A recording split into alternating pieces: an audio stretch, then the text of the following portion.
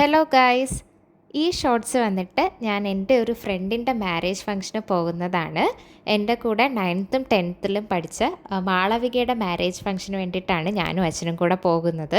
Marriage നടക്കുന്നത് Al Saj convention സെൻറ്ററിൽ വെച്ചിട്ടാണ് നേമത്തുള്ളത്. അമ്മയ്ക്ക് വരാൻ പറ്റിയിട്ടുണ്ടായിരുന്നില്ല, അമ്മയ്ക്ക് ക്ലസ്റ്റർ ഉണ്ടായിരുന്നു. സോ അമ്മ ക്ലാസ്സിന് വേണ്ടിയിട്ട് പോയേക്കുമായിരുന്നു. ഞാനും അച്ഛനും കൂടെയാണ് അതുകൊണ്ട് പോയത്.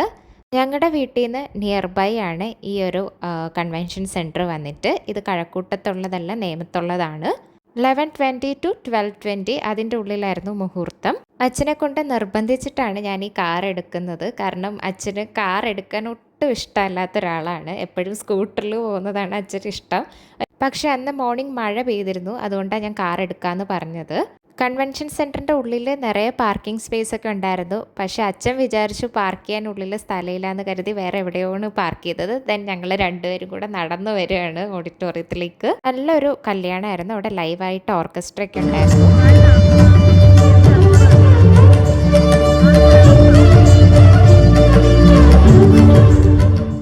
ഞങ്ങൾ ചെന്നത് കറക്റ്റ് ടൈമായിരുന്നു. ഇവരുടെ കല്യാണ ചടങ്ങുകൾ ഒരു 1 hour നീണ്ടു നിൽക്കുന്ന ഒരു ചടങ്ങാണ്. ഇതാണ് മാളവികയുടെ അമ്മ ഗിരിജ ആൻറ്റി. അതിനുശേഷം ഗ്രൂം വന്നു. സോ ഞാനും അച്ഛനും കൂടെ മാളവിക വരുന്നതും വെയിറ്റ് ചെയ്തിരിക്കുകയാണ്. അങ്കിളും ആൻറ്റിയും ഒരുപാട് നേരം ഞങ്ങളോട് വന്ന് സംസാരിക്കുകയൊക്കെ ചെയ്തു. സാധാരണ കല്യാണ തിരക്കാവുമ്പം അവർക്ക് ശ്രദ്ധിക്കാൻ പറ്റിയെന്ന് വരില്ലല്ലോ. പക്ഷേ ഇവിടെ അങ്ങനെയേ ആയിരുന്നില്ല. അങ്കിളും ആൻറ്റിയും ഭയങ്കര സ്നേഹമായിരുന്നു. അതുപോലെ തന്നെ മാളവിക അപ്പം മണ്ഡപത്തിലേക്ക് വരികയാണ്. അവളെ കണ്ടപ്പോൾ 9th 10th ഞങ്ങൾ പഠിച്ച ഓർമ്മകളൊക്കെ എനിക്ക് പെട്ടെന്ന് വന്നു. ഞാനും മാളവികയും അനുവും കൂടെയാണ് ഡെയിലി സ്കൂളിലേക്ക് ഓട്ടോയിൽ പൊക്കോണ്ടും ഒക്കെ ഇരുന്നത്. ഞങ്ങൾ രണ്ടുപേരും ഒരേ ക്ലാസ്സിലായിരുന്നു. അന്ന് മുതൽ അച്ഛനുമായിട്ടും നല്ലൊരു ഫ്രണ്ട്ഷിപ്പായിരുന്നു അങ്കിളിന് ഉണ്ടായിരുന്നത്. അങ്ങനെ താലി കെട്ടിയിരിക്കുകയാണ്. ഞാൻ പറഞ്ഞതുപോലെ നിയർലി ഒരു 1 hour ചടങ്ങുണ്ടായിരുന്നു അവിടെ. ദെൻ ഞാനും അച്ഛനും കൂടെ അവൾക്ക് ഗിഫ്റ്റൊക്കെ കൊടുക്കാൻ വേണ്ടിയിട്ട് ഇങ്ങനെ വെയിറ്റ് ചെയ്ത് നിൽക്കുകയാണ്. ഓഡിറ്റോറിയവും പിന്നെ അവിടുത്തെ ഡെക്കറേഷൻസും എല്ലാം കാണാൻ ഭയങ്കര ഭംഗിയുണ്ടായിരുന്നു.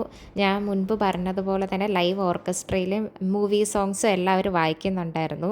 അപ്പോൾ അതൊക്കെ ഇങ്ങനെ കേട്ടിരിക്കാനും നല്ല രസമുണ്ടായിരുന്നു. ഇത് പിന്നെ പറയണ്ടല്ലോ, കല്യാണ സദ്യയുടെ ഇടയാണ് നിങ്ങളീ കാണുന്നത്. നല്ലൊരു കല്യാണ സദ്യയായിരുന്നു, നല്ല ടേസ്റ്റ് ഉണ്ടായിരുന്നു. ഞങ്ങൾക്കാണെങ്കിൽ അത്യാവശ്യം വിശക്കുന്നൊക്കെ ഉണ്ടായിരുന്നു.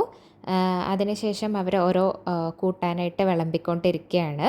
അങ്ങനെ സദ്യ കഴിക്കാൻ സ്റ്റാർട്ട് ചെയ്തു. അച്ഛൻ പായസമൊക്കെ കൂട്ടിയിട്ട് കഴിക്കുകയാണ്. അച്ഛന് നല്ല ഡയബറ്റിക്സ് ആണ്, പക്ഷെ ഞാൻ പറഞ്ഞിട്ടൊന്നും അച്ഛൻ കേട്ടില്ല. ദെൻ ഞങ്ങൾ കല്യാണം എല്ലാം കഴിഞ്ഞു, നേരെ വീട്ടിലേക്ക് പോവാണ്. അവൾക്ക് നല്ലൊരു മാരീഡ് ലൈഫ് ആശംസിക്കുന്നു.